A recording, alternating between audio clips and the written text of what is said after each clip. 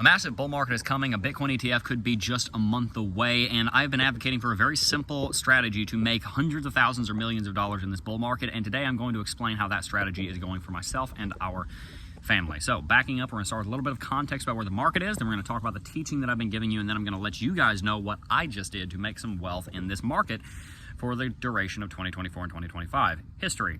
On June 15th, BlackRock announced that they were going to be filing for a Bitcoin ETF. The deadline for that ETF application is January 15th, exactly 1 month from today.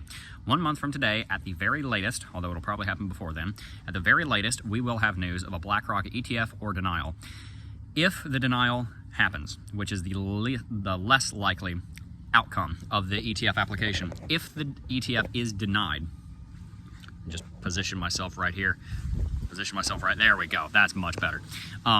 If the ETF is denied, it kicks the can down the road 6 to 12 months, but a huge bull market is still coming. You're gonna have a correction if it gets denied. You could see Bitcoin flash crash down into the high 30s. You could see the altcoins just tank, but they're all gonna come back and they're all gonna go into bull market territory and they're all gonna go to all-time high, and it's all gonna happen. It just might take a little bit longer. It might end up happening 6 months after the halving, as it normally does, instead of 3 or 4 months pre-halving like it looks like it's about to because of the ETF. So if it gets denied, not the end of the world, just delays everything 6 to 12 months. If it gets approved, Bitcoin's going to be hitting all-time high very quickly. We're getting into parabolic territory where Bitcoin could easily just get magnetically, gravitationally attracted all the way to all-time high. That's what happens pretty much every time a cryptocurrency goes back to all-time high. Once it gets within about 25% of it, just like a giant junkyard electromagnet going over your car, just sucks the thing straight off the ground and it levitates right up to that level. That's what you're going to witness happen to Bitcoin, more than likely with the ETF approval, and 100K could be as soon as 6 months away, to be honest with you.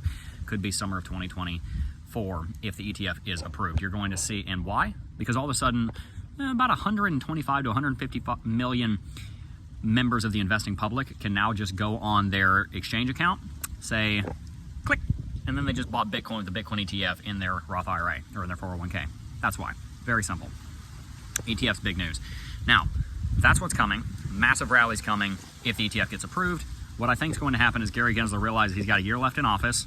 Inauguration day is January 20th, 2025, if I have that correct. January 20th was Trump's inauguration day. I think that's generally the day it's done. Either way, it's late January.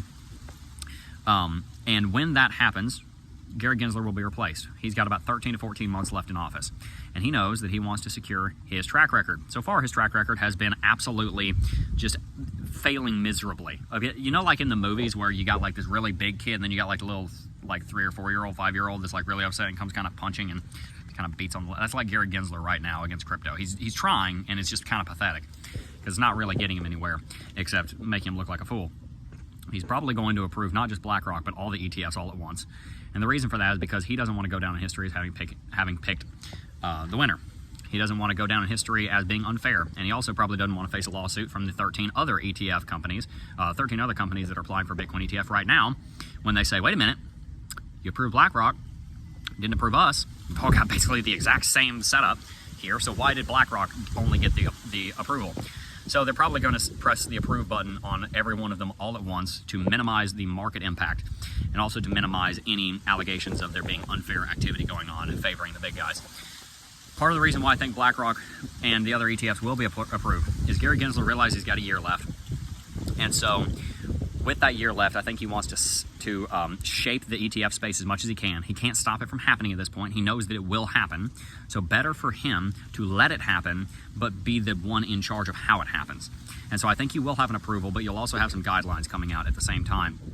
And he'll spend his last year in office at the SEC, begrudgingly, reluctantly, but albeit necessarily, setting up guardrails for how Bitcoin and cryptocurrency ETFs will operate in the future because the SEC just can't stop it anymore.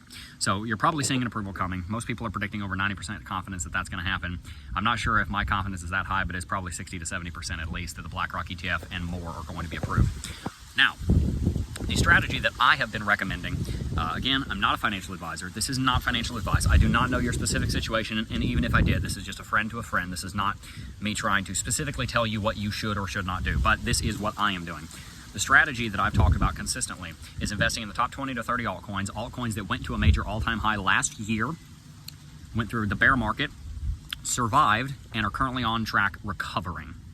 3-part. 1, major all-time high. 2, survived and thrived through the bear market. 3, are on a major rally right now and the fundamentals are still strong. Many altcoins fit into that category. And that comes to the third part of the content today. The second part was very simple. Third part is what I'm doing. You guys know that I recommend investing every Friday. I just invested, and I've told you guys that we're building our own altcoin investment portfolio for the bull market. We're putting $1,000 in every Friday right now. We just put $1,000 in, put 150 into Cardano. I put 75 into Solana, 75 into various other cryptocurrencies. And so let's see if I can run down the list. Chainlink, Cosmos, Polygon, Polkadot, Solana, Avalanche, Cardano.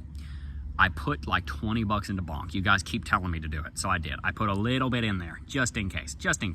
Put a tiny little bit more into Doge and Sheep, just a little bit.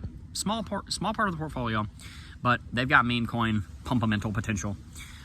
Put a little bit in there and staked it. I'm missing one. Polkadot, I think I said Polkadot. Uniswap, that's what I'm missing. Didn't buy any Stellar Lumens this week. We'll buy some more next week. But so far the portfolio has been doing very well. Cardano is up almost 25% since I started investing with this portfolio about 2 weeks ago. And I believe that many of the investments I'm making right now will appreciate by at least 100 to 300% in the bull market. And it's our idea here to invest, $50,000 or $100,000 over the next year into this. If things start going just absolutely crazy, we'll probably double down, put even more every weekend. But right now we're doing $1,000 a week to kind of seed the fund. And then we're going to see how it performs. And I'll keep you guys updated. So far, it's performing quite well. It's up about 3 to 4% across the board because there's some losers in there. Obviously, everything hasn't rallied 25%, but some things have. And we're also kind of investing right now while there's a bit of a pause. But many of these altcoins are going to go through major rallies. I think several of them have the potential to double in the next month or two. So I will keep you up to date on that portfolio, and you guys can give me any recommendations down below in the comments that you would like to see in that portfolio. And I'm welcome to and open to taking suggestions. I remember during the bull market last time, I didn't buy enough altcoins. I felt like a fool for it. But now I have a thesis, an investment thesis that I can go by, which is basically, was it here in the last bull market? Did it survive the bull market? And are the fundamentals strong or stronger than ever? And is the price appreciating? If that's the case, buy. And there's a lot of altcoins. There's at least 20, 30, 40 altcoins in that position where the fundamentals are stronger today than they were when they originally went to all-time high. Massive bull market's coming, so the underlying market is doing well. Why wouldn't it go back to all-time high if it's continuing to see development, if the community's strong? ADA falls in that category, all of them. Pretty much all of them. Some notable exceptions that I do not include. Bitcoin Cash, Litecoin. I have not included those, and I will not include those for reasons that I've explained in previous videos, but in short, they're just not different enough from Bitcoin. So yeah, that's our portfolio. I think it's going to perform very well. I will keep you guys updated. I do believe by the end of the bull market that will be worth several $100,000, if not well over $1 million, because if things go well, I intend to even double down on that, might maybe start doing $2,000 a week or something. For right now, I'm trying to bring it up to meet at least somewhere close to the amount of Bitcoin and Ethereum we have. We have a lot of Bitcoin and Ethereum. And so even with that being about a $4,000 portfolio right now, it's like that compared to the Bitcoin and the ETH. So I want to kind of get the altcoins up, and the best way to do it is dollar cost averaging. So that's what I'm doing right now. Again, not financial advice, but hopefully you can learn something from what I'm doing. Hopefully I can learn something from what you're doing. So if you have any advice or recommendations, feel free to drop them in the comment section down below. Always enjoy learning from you guys. This is a community where we learn together and grow together towards financial sovereignty. So if you enjoyed this episode, I'm going to start naming this series. If you enjoyed this episode of #FinSovFridays, then make sure to hit that like button, subscribe to the channel, and don't forget to sign up for all of the affiliates down below, because every one of them is going to help build out the architecture that you need to succeed in this coming bull market. Peace.